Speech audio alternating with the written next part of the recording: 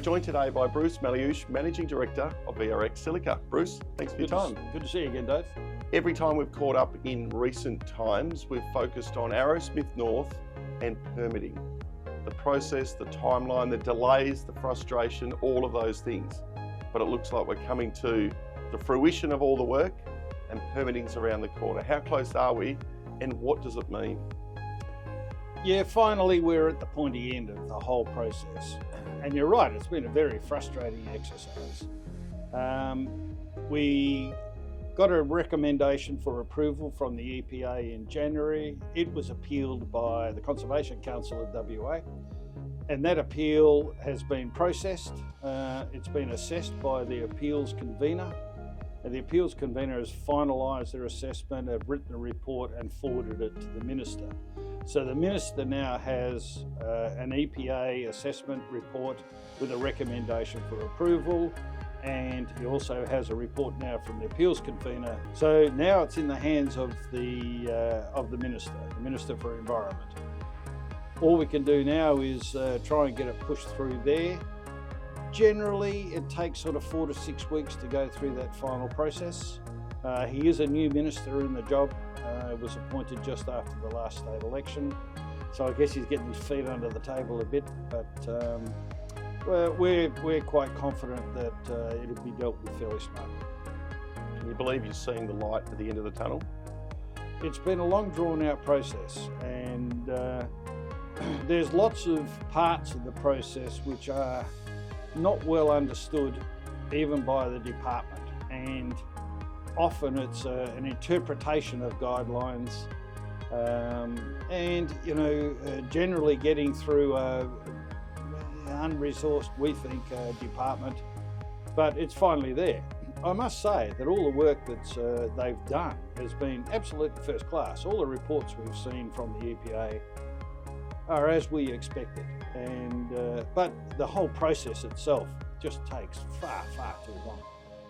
And now we're at this stage, do you lift the eyes a bit and look around and start focusing on discussions, offtake, finance, those sort of discussions, which you probably couldn't have held before now? We always had them ongoing, but a lot of them have been postponed while we're waiting for approvals. We've got 5 offtake agreements in place now. We're working on another couple that we've sent samples away, and we're in discussions with another couple of groups. Currently, we've got a couple of offtakes in Korea, one in Japan, Taiwan, Philippines. We're talking to groups, another company in Japan, quite substantial, and also Thailand and Malaysia.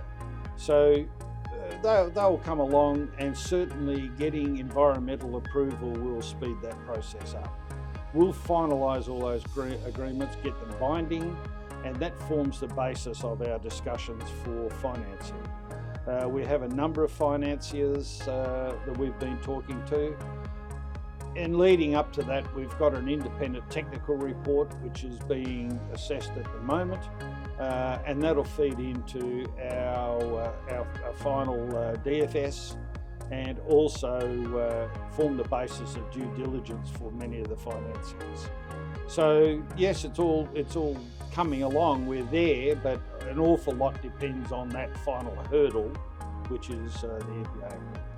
What about the macro environment? Has that changed during this time as the project has had its ups and downs from a permitting point of view, but has the macro environment stayed consistent? To a large extent, yes. Of course, the idea around tariffs has thrown a bit of a spanner into the works through Asia. A lot of the foundry companies that we talk to are very dependent on the automobile industry. The swing to electronic vehicles has changed that industry a bit. Surprisingly, there are a number of cast components even in electric cars. But EVs are still a minor part of the automobile industry. Tariffs, not quite sure, but from what we've learnt through Korea and Japan is that any market they lose in the US And most of those companies have got factories in the US, so they won't get affected. But they'll swing over to the rest of Asia, as will China.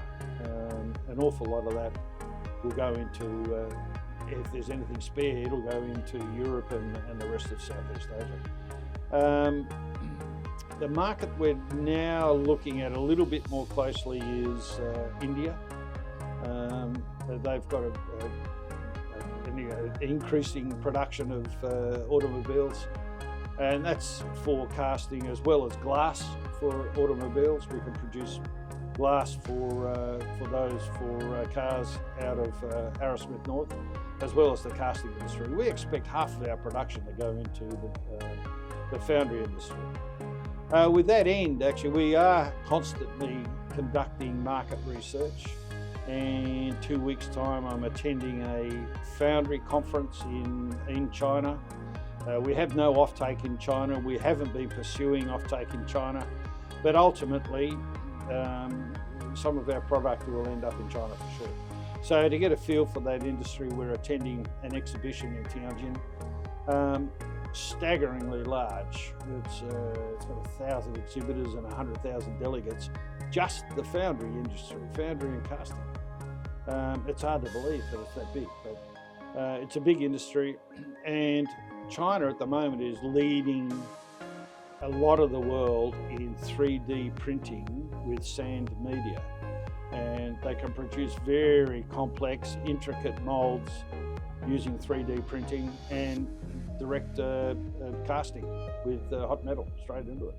So that's quite a change. We're attending with a couple of our Korean buyers, and we'll hopefully get a feel for the foundry industry in China. Well, let's hope the next time we catch up, the discussion is not about delays in permitting or time to permitting. It's that you've got the permits in hand and you're ready to go. Exciting times ahead for VRX, Silica and its shareholders. Bruce, thanks for your time. Look forward to it.